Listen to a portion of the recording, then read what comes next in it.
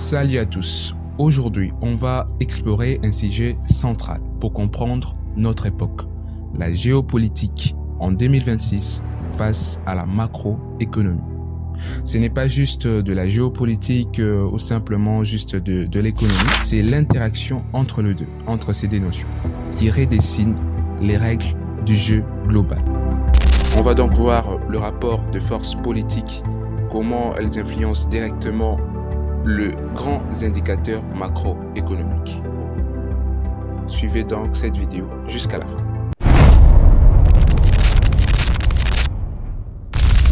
En 2026, l'économie mondiale ne se comprend plus uniquement avec de graphiques, de chiffres ou de taux d'intérêt. Pour comprendre la macroéconomie aujourd'hui, il faut regarder la géopolitique. Pourquoi donc ? Parce que les décisions politiques internationales influencent directement les grandes variables macroéconomiques, entre autres l'inflation, la croissance, le taux d'intérêt, les monnaies, les échanges commerciaux. Les guerres, les tensions diplomatiques, les sanctions économiques, les alliances stratégiques, tout cela agit comme des chocs macroéconomiques. Ce sont donc des événements extérieurs qui perturbent l'équilibre économique mondial. Alors aujourd'hui, on va répondre à une question efficace et très essentielle. Comment la géopolitique façonne la macroéconomie mondiale en 2026? Pendant longtemps, on pensait que l'économie était principalement guidée par les marchés, c'est-à-dire l'offre, la demande, la concurrence, etc. Mais en 2026, ce sont de plus en plus les États qui reprennent les contrôles du jeu économique.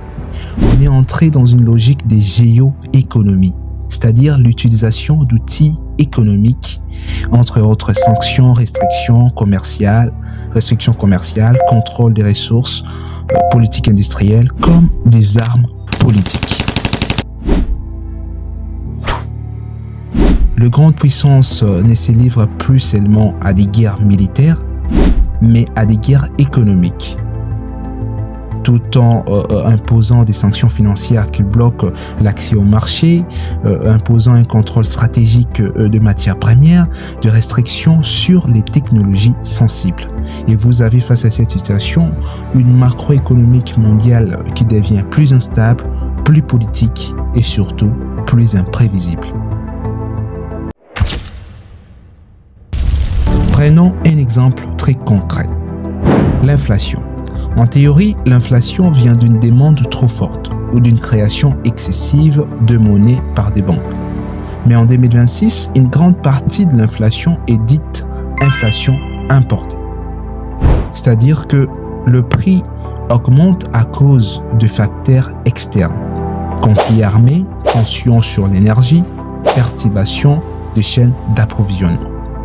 Quand une région stratégique est instable, le pétrole, le gaz, les céréales ou le métaux devient plus cher.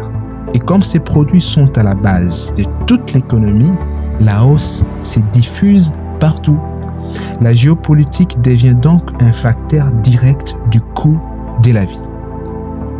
Les banques centrales jouent un rôle prédominant en ce qui concerne le redressement de l'économie, grâce à un outil principal qui est le taux d'intérêt. Mais en 2026, elles sont face à un dilemme macroéconomique très complexe. C'est-à-dire, si elles augmentent le taux d'intérêt, elles freinent l'inflation, mais également elles ralentissent la croissance et l'investissement.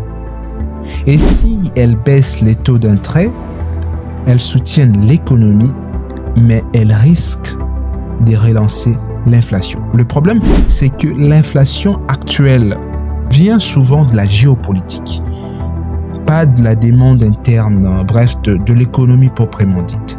Et la politique monétaire est peu efficace contre les causes géopolitiques ou des guerres, des crises qui créent ces inflations-là. Et face à cette situation, des banques centrales, en l'occurrence la Réserve fédérale aux États-Unis ou la BCE, Banque centrale européenne, deviennent plus prudentes et parfois hésitante dans un contexte de croissance fragile. En 2026, la mondialisation ne disparaît pas, mais elle change de forme. On passe d'une mondialisation ouverte à une mondialisation fragmentée. Le monde s'organise en blocs économiques et géopolitiques. Chaque bloc cherche à sécuriser ses chaînes d'approvisionnement, protéger ses industries stratégiques, réduire sa dépendance aux autres. Et vis-à-vis de cette situation, vis-à-vis de cette réalité, il y a moins d'échanges fluides, plus de coûts, plus d'incertitudes pour les entreprises et les investisseurs. Pour finir, en 2026, on ne peut plus séparer la géopolitique de la macroéconomique, car ces notions ont engendré la géoéconomie. La géopolitique, quant à lui, influence directement l'inflation, le taux d'intérêt, la croissance, les monnaies, les marchés financiers.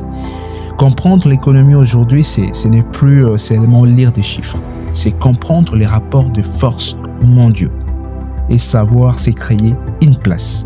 Et si on veut anticiper l'avenir, il faut arrêter de regarder uniquement les indicateurs économiques. Il faut regarder le monde tel qu'il est et tel qu'il évolue, que ce soit instable, stratégique et profondément politique.